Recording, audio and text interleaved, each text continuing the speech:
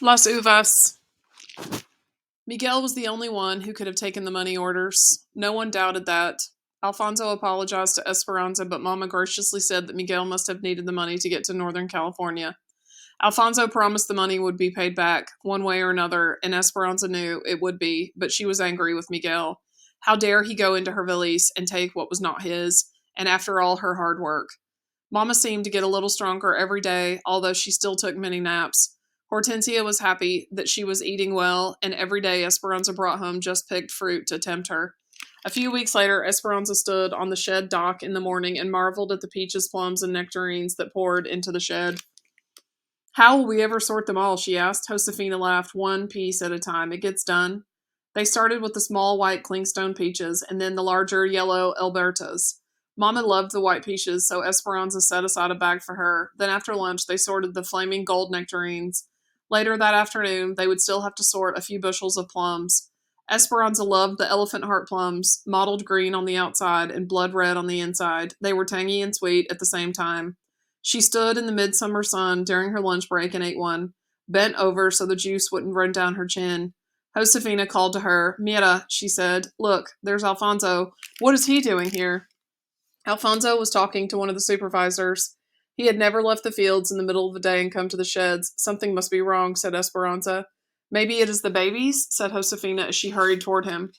Esperanza could see them talking and slowly began walking toward them, leaving the line of women and the stacks of lugs and plums. She tried to read from Josefina's expression whether something was wrong. Then Josefina turned to look at her. Esperanza felt the blood drain from her face, and she suddenly knew while Alfonso was there, it had to be Mama. The doctor had said she could have a relapse. Something must have happened to her.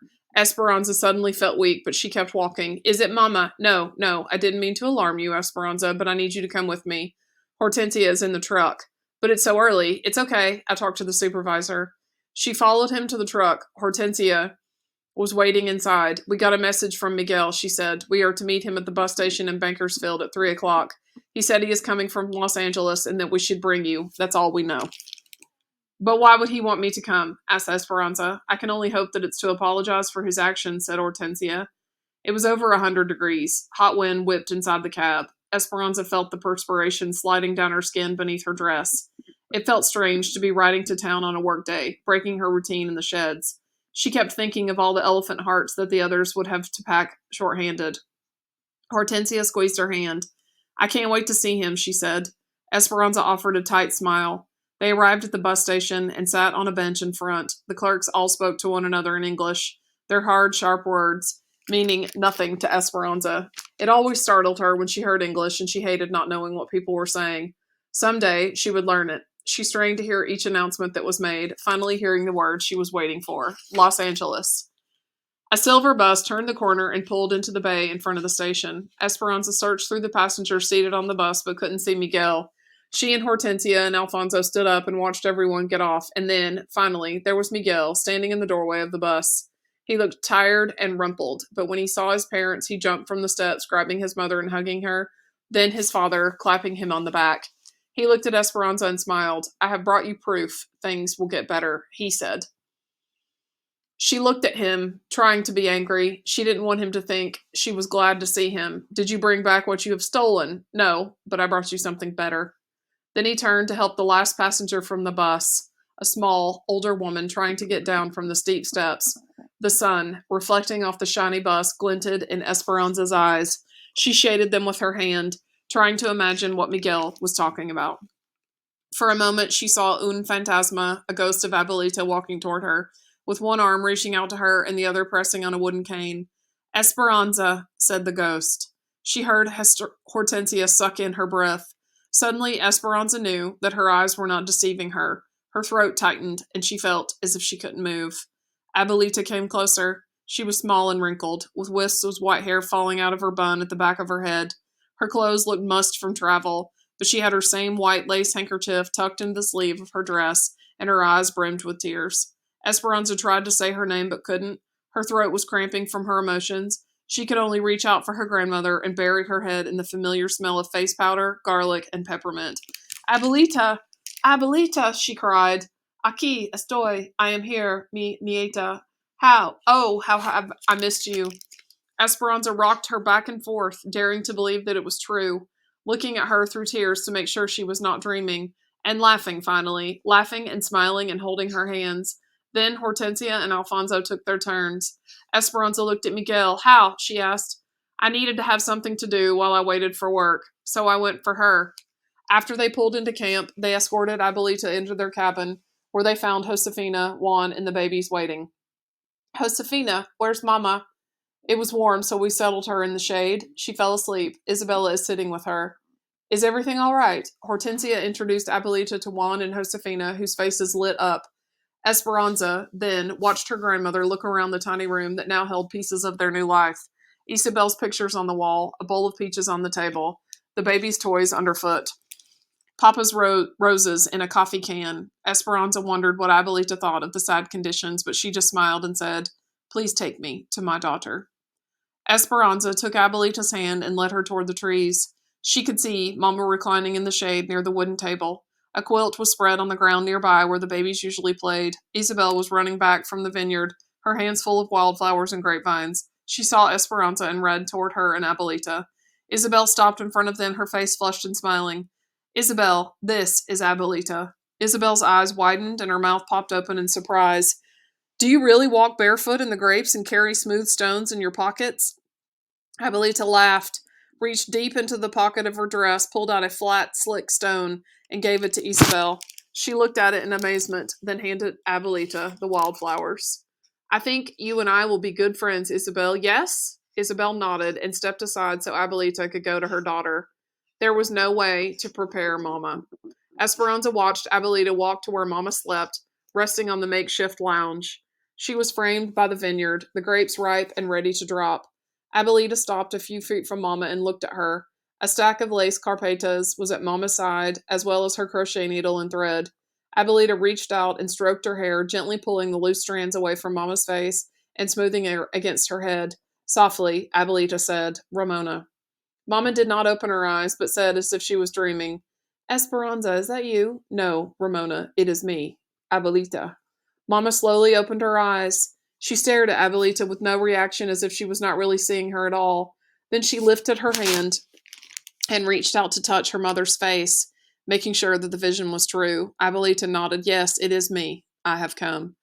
Abuelita and Mama uttered no words that anyone could understand. It was their own language of happy exclamations and overwhelming emotions. Esperanza watched them cry, and she wondered if her own heart would burst from so much joy. Oh, Esperanza, said Isabel, jumping up and down and clapping. I think my heart is dancing. Esperanza barely choked out the whisper, Mine too. Then she picked up Isabel and spun her around in her arms. Mama would not let go of Abuelita. She scooted over and made Abuelita sit next to her and held onto her arms as if she might disappear. Suddenly, Esperanza remembered her promise, ran back to the cabin, and returned carrying something in her arms. Esperanza, said Abuelita, could that possibly be my blanket? Did you finish it? Not yet, she said, unfolding the blanket. Mama held one end, and Esperanza pulled the other end.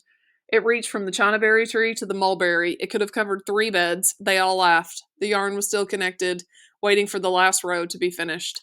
They all gathered on the quilt at the table, and at the table, Esperanza sat down and pulled the massive blanket next to her, took the needle, and began crocheting the final stitches. When Mama could finally speak, she looked at Abuelita and asked the same thing Esperanza had asked. How did you get here? Miguel, said Abuelita. He came for me. Luis and Marco have been impossible. If I went to the market, one of their spies would follow me. I think they thought you were still in the area and would eventually come back for me. 10 stitches up to the top of the mountain. Esperanza listened to Abuelita tell Mama about how infuriated Tio Luis had been when he found out they were gone. He'd become obsessed with finding them and questioned all their neighbors, including Senor Rodriguez. They had even come to the convent to question her sisters, but no one told him anything. Add 1 stitch. A few months after they left, she had a premonition that something was wrong with Mama. The feeling would not let go of her, so she lit candles every day for months and prayed for their safety.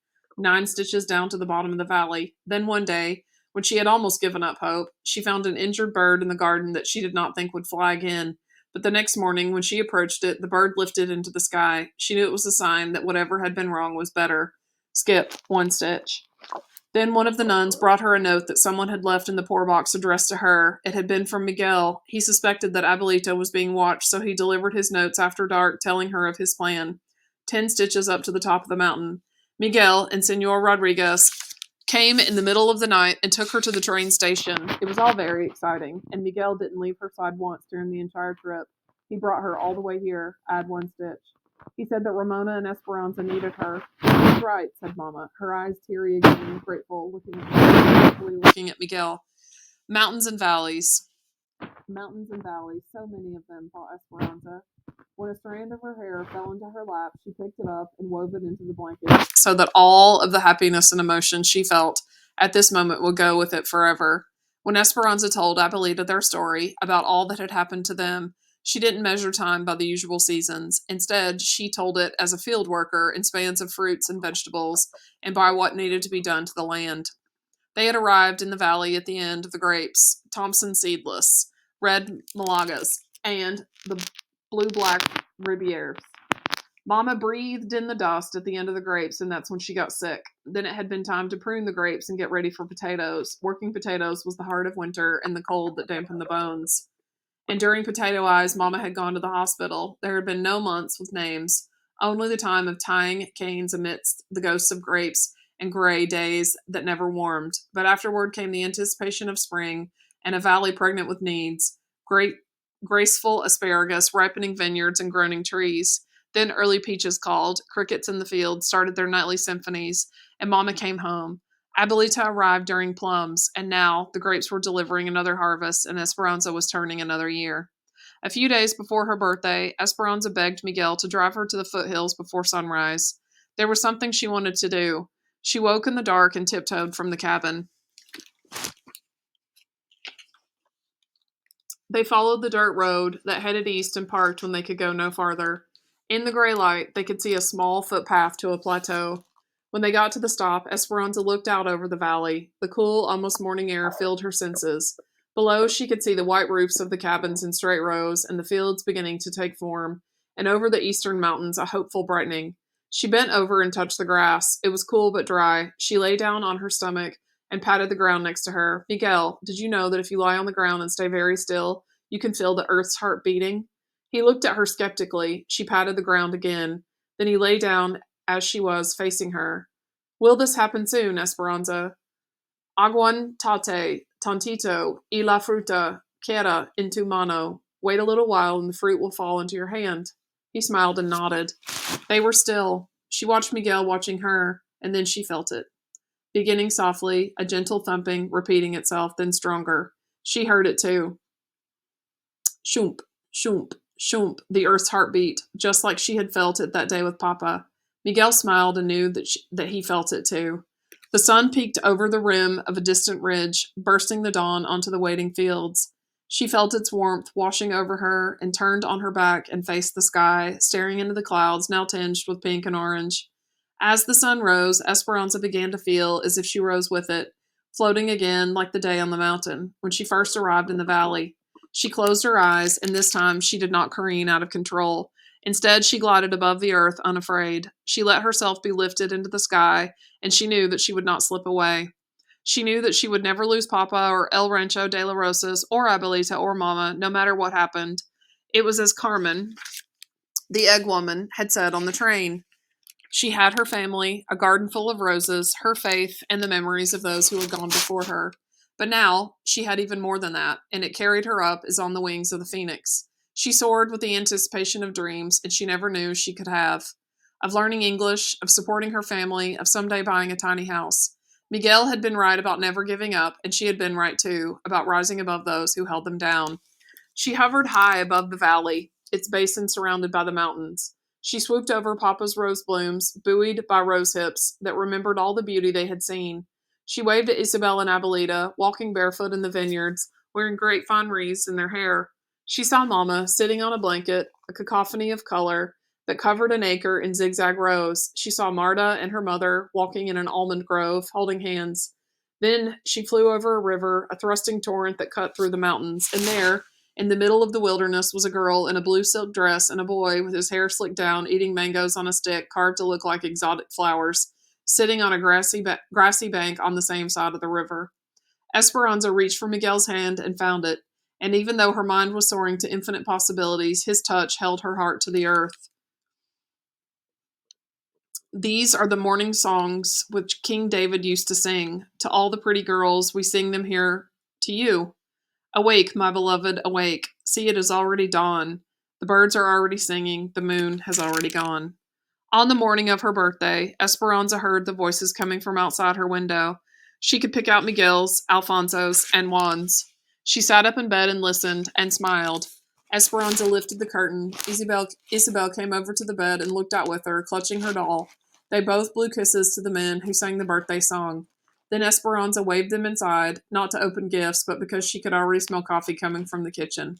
They gathered for breakfast, Mama and Abuelita, Hortensia and Alfonso, Josefina and Juan, the babies and Isabel. Irene and Melina came too with their family, and Miguel. It wasn't exactly like the birthdays of her past, but it would still be a celebration, under the mulberry and chinaberry trees, with newborn rosebuds from Papa's garden. Although there were no papayas, there was cantaloupe, lime, and coconut salad, and machaca burritos, topped with lots of laughter and teasing. At the end of the meal, Josefina brought out a flan de almendras, Esperanza's favorite, and they sang the birthday song to her again. Isabel sat next to Abuelita at the wooden table. They each held crochet hooks and a skein of yarn. Now watch, Isabel. 10 stitches up to the top of the mountain. Abuelita demonstrated, and Isabel carefully copied her movements. The needle rocked awkwardly at the end of her beginning rows. Isabel held up her work to show Esperanza. Mine is all crooked. Esperanza smiled and reached over and gently pulled the yarn, unraveling the uneven stitches. Then she looked into Isabel's trusting eyes and said, "Do not ever be afraid to start over."